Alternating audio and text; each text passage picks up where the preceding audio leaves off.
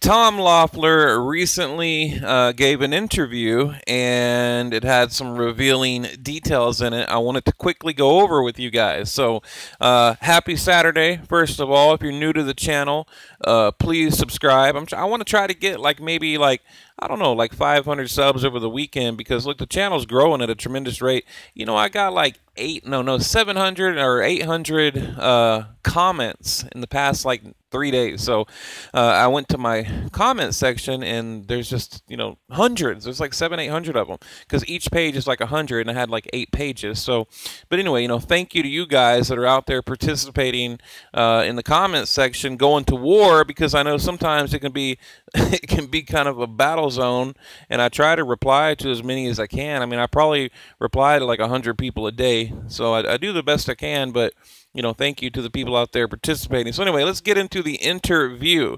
Okay, now Tom Loffler, K2 promotion. So, first of all, they talked about leading up to the Canelo Chavez fight. Remember how, they were saying, oh, Gennady Golovkin's not even going to be there, and he's not even going to be in attendance, right?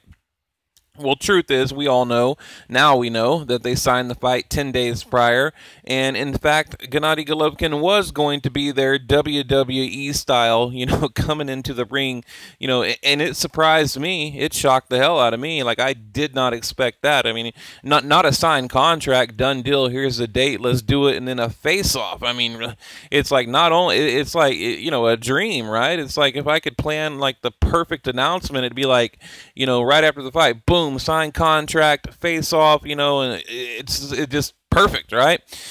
Okay, so, but Golovkin said he didn't want to show up because he didn't want to jinx it. He was like, last time I showed up to the ring, Canelo said we don't fuck around in Mexico, and then it was just a bunch of fucking around. So he said, I didn't want to jinx it. So now the Saunders fight. Let me get into that real quick because I was one of the people that criticized Tom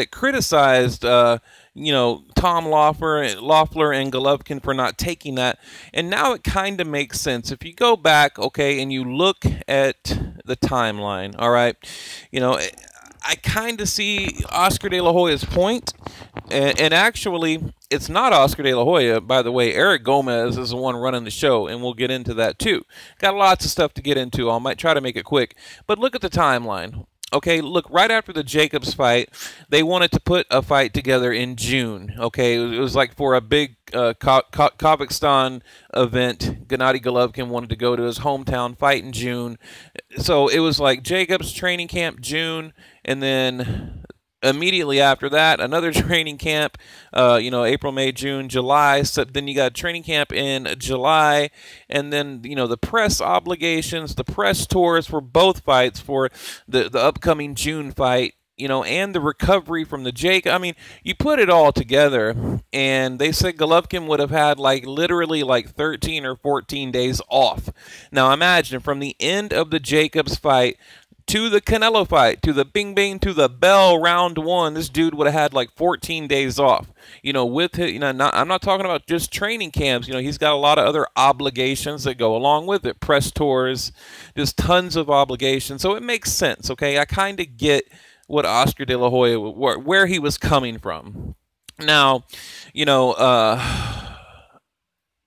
but here's the where he's kind of a hypocrite. So why can Canelo fight in May, but he can't fight in June? It's like, I'm not going to get into all that, okay? But because but there is, if you look at the timeline, it makes sense. All right, so.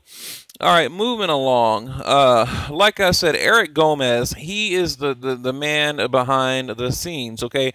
Now, when I was with him in Houston, I got that feeling. I mean, you could tell he was in charge. I mean, everybody's coming up to him like, hey, boss, man, what do we do here? What do we do there? Oscar De La Hoya was literally up on this, golden balcony at this arena I was at, looking down on everyone like he was like a god or whatever. But, Eric Gomez apparently did about 90% of the negotiations. So according to, and I'm referring to like I said, the Tom Loffler interview, according to Tom, it was Tom and Eric Gomez negotiating. He said he only talked to Oscar like 2 or 3 times. So he's like, it was me and Eric, that grinded it out and hashed it out and worked it all out. So in the future, we need to look towards Gomez, really, not Oscar De La Hoya. So, because like I said, he's really taken a lead role at Golden Boy Promotion. Now, another powerhouse that came into play was HBO. HBO apparently put a lot of pressure on Golden Boy Promotion, K2 Promotion, to get it done. They're like, look, you need to get it done. We need a date. We need a guaranteed date in September. We don't care about a venue right now, but we need a signed contract by this date, or they're not going to put it on HBO, basically. So another interesting fact, like I said, HBO just laid the hammer down and said, look, if you want to put your fight on our network, we need a signed contract. So that was why they signed the contract early. So if you guys like me are wondering, why the hell would they sign it 10 days prior? Why not just sign it like the day after Chavez, right? I mean, because isn't that kind of an insult to Chavez to sign a contract 10 days prior? I mean, a signed contract. I mean, what if Chavez would have won, right? So, but that's why, because you had these networks and all these people putting a lot of pressure on them to get it done. Okay, and like I just mentioned, looking back on it, maybe Oscar, Eric, whoever, maybe they had it right all along. Okay, and really everything makes sense if you look at the Kell Brook fight, okay, and you look at the Jacobs fight. Gennady Golovkin went to London to the O2 Arena to fight Kell Brook, and he gained a lot of fans there, okay? A lot of notoriety, a lot of fans. He's becoming an international star, to where Canelo is more of a Mexican-American star. So you see, going to London, I think he like I said, he gathered up a whole new fan base, and he did. And it's not that a lot of them knew who he was before, but, it helped, okay? Same thing with the Jacobs fight, gathering up that fan base. So my point is, now it is a bigger fight, okay? It really is. I mean, think about it. Would you have rather, not would you have rather seen it, but do you think the fight would have been bigger a year ago or in September? I mean, answer me that question in the comment section, okay? Do you think it would have been bigger a year ago or September 2017? So really, the answer to that question, kind of tells us that maybe they did the right thing. But, I get it. As fans and reporters, we want the best to fight the best. I get it. I do too. And we don't want to wait a year and 2 fucking years for it to happen, okay? Because I think everyone is still, traumatized by that Mayweather-Pacquiao crap, because, we don't want to sit around and wait 2 years on a fight, and then you don't get 2 guys in their prime. You get an older Golovkin and a younger. I mean, I get both sides, but I think it's a bigger, better fight in September in this situation. And look, let me get to another. Hang on, I'll show you that in a minute. Okay, look, to all the haters that just talk shit really about Gennady Golovkin, look, to me, he is one of those fighters that comes around every decade or so. He's exciting, powerful, produces knockouts, breaks records, generates mega fights, exciting, courteous, polite, professional. I just don't see how anyone can criticize him. And to me, anyone that does criticize him, obviously they don't support boxing. I think Triple G is a Class A prime example of what a boxer should be. And that's why I get frustrated when other reporters, talk down on him, because, I mean, look what he's done for the sport so far. I mean, whoever thought, this 35-year-old dude could come over to America and create, such an excitement, such a buzz, I mean, who would have thought that? And to me, any reporter that doesn't celebrate it, they're not about boxing. They're just about agendas. Okay, so and look, I'm not trying to say that Golovkin shouldn't be criticized in one area or another, because he certainly should. I mean, I made a whole video criticizing him. I was saying that they needed to forget about Canelo and go after Saunders, but I get it now. I get what they're doing now. Okay. And they will go after Saunders. So it's not like, that's dead in the water. So the plan is, according to Tom Loffler, again, in the interview, the plan is to fight Canelo and possibly a rematch, depending on what happens. But let's say there's no rematch. Then they're going to go grab the belt, defend it, maybe against a Charlo or whoever, a good title, a couple of good title defenses, because you want to see an undisputed champion defend that title a couple of times and then move up to 168. I mean, that is like that's like the definition of the perfect boxer. Like, how could anyone have anything negative to say about that? You see where I'm going here, right? I mean, I just simply don't understand it. So now the next thing was the venue.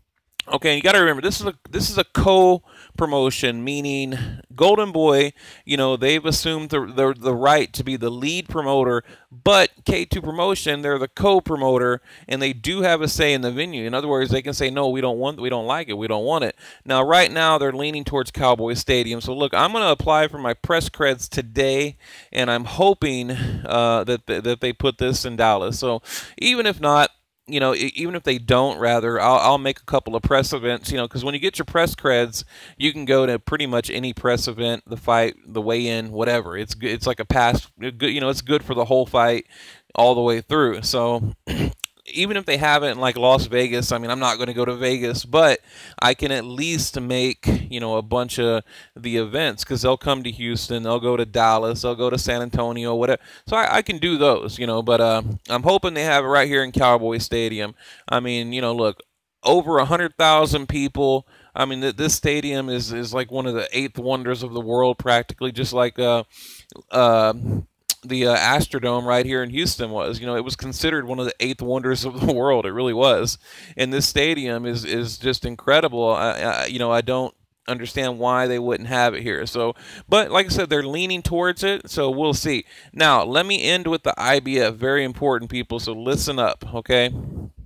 The IBF. Now, in the interview, he was asked, he said, will Canelo, is he obligated per contract to weigh in on the second day weigh-in for the IBF? You remember the bullshit Jacobs did where, he agreed to fight for the IBF, but then, because you have you have your, the weigh-in, the actual weigh-in, and according to the IBF rules, you've got to weigh in a second day weigh-in. So right before the fight, basically, or the morning of, I believe he said it was at 9 a.m. They even have a time in the contract at 9 a.m. on fight night.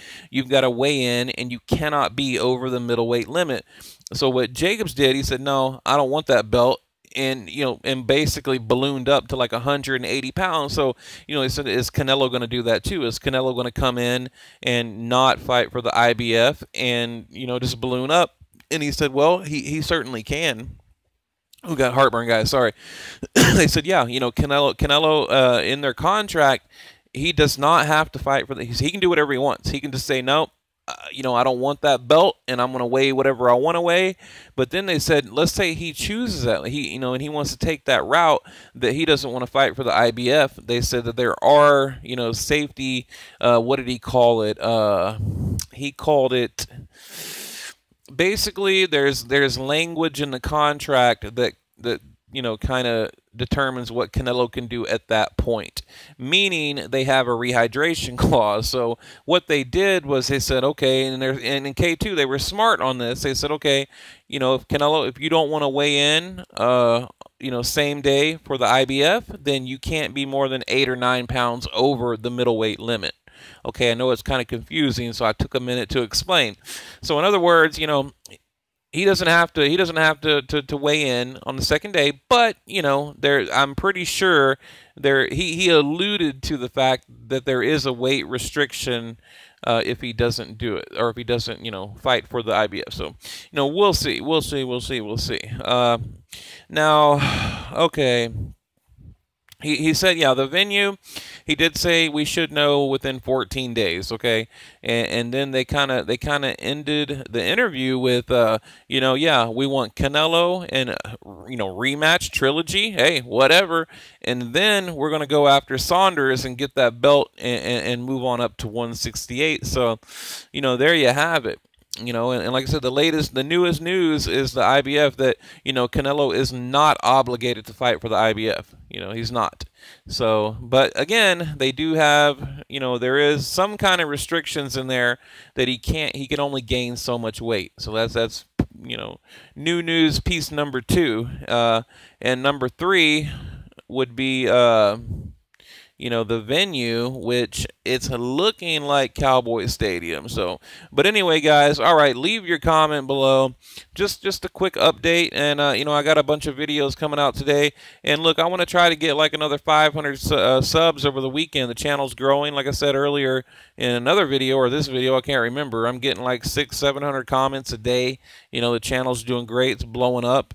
And, I try to respond to as many comments as I can. I really do. And look, you guys can come over to my group, Counterpunch Boxing on Facebook, not the like page. So many people come over to the like. Come over to the actual group, and we can talk further in there. Or you guys can private message me. I'm sure you know what my name is.